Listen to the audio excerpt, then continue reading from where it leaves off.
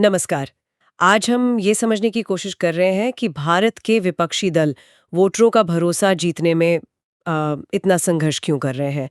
हमारे पास कई लेख और विश्लेषण हैं, तो इरादा यही है कि इनमें गहराई तक जाकर सबसे अहम जानकारियां निकालें। चलिए शुरू करते हैं। हाँ, ये वाक़ई एक आप कह सकते हैं उलझी हुई तस्वीर है। मतलब जो सूत्र हमने देखे हैं वो साफ बताते हैं कि कोई एक वजह नहीं है। ये कई सारे मुद्दों का मिला-जुला असर है। अच्छा, तो सबसे पहले अंदरूनी दिक्कतों की बात करें। कांग्रेस पार्टी के भीतर जो लगातार खींचतान चलती है, गहलोत, थरूर, सिंधिया जैसे नेताओं के बीच मतभेद की खबरें आती रहती हैं। और हाँ, गांधी परिवार के दबदबे पर भी सवाल उठते हैं। बिल्कुल। और ये सिर्फ कांग्रेस तक ही सीमित नहीं है, है ना? जो इंडिया गठबंधन 2023 में बना था, उसको ही देख लीजिए। वहाँ भी सीट बँटवारे को लेकर काफ़ी मतलब खींचतान देखने को मिली। सहयोगियों के बीच वो भरोसे की कमी साफ दिखी। हाँ, जैसे टीएमसी का बंगाल में अकेले लड़ना या सपा का कई साझा कार्यक्रमों से थोड़ा दूर रहना। जी, वही। ये सब उदाहरण हैं।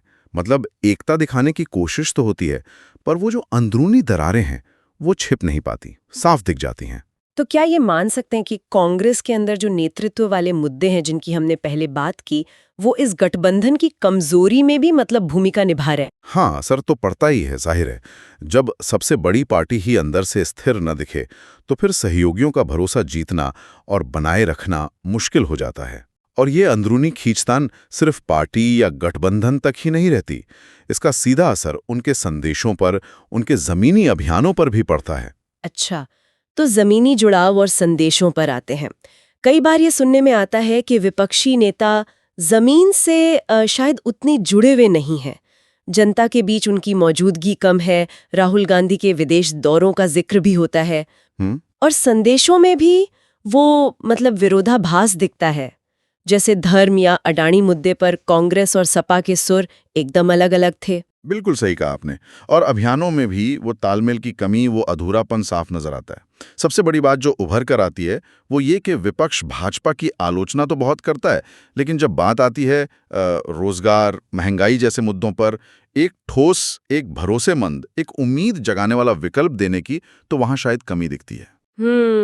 एक स्पष्ट विजन की कमी है ना? हाँ, कह सकते हैं। एक साफ वैकल्पिक नजरिए के बिना वोटर भी भ्रमित महसूस कर सकते हैं। लेकिन क्या सिर्फ संदेश या विजन की ही कमी है, या वोटरों के मन में कुछ पुरानी बातें भी बैठी हैं, जैसे भ्रष्टाचार की धारणा, कांग्रेस के समय के जो पुराने मामले थे 2G, CWG वगैरह, क्या वो अब भी असर डालते हैं? निश्चित रूप से। देखिए, ये पुरानी बातें लोगों की याददाश्त में कहीं ना कहीं तो रहती हैं। और ये सिर्फ पुरानी बात नहीं है।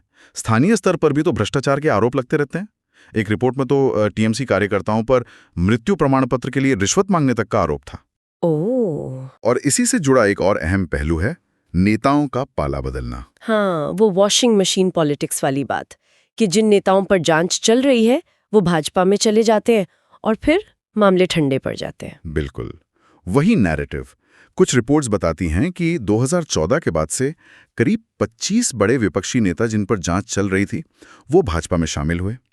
महाराष्ट्र में एनसीपी और शिवसेना का टूटना इसके हाल के उदाहरण है। अब ये सब देखकर वोटरों के मन में अवसरवादिता की धारणा तो मजबूत होती ही है। सही बात है, विश्वसनीयता घटती है इससे। जी। और ये दल बदल हमें एक और मुद्दे की तरफ ले जाता है, संस्थागत दबाव। विपक्षी नेताओं पर ईडी, बीआई जैसी एजेंसियों की कार्रवाई, खासकर चुनावों के आसपास। केजरीवाल, राहुल गांधी से जुड़े मामले देखे हमने। इसे कई लोग विपक्ष को दबाने की कोशिश की तरह देखते हैं। हाँ, और इस दबाव का जो डर है वो भी नेताओं को पाला बदलने के लिए शायद उकसाता है।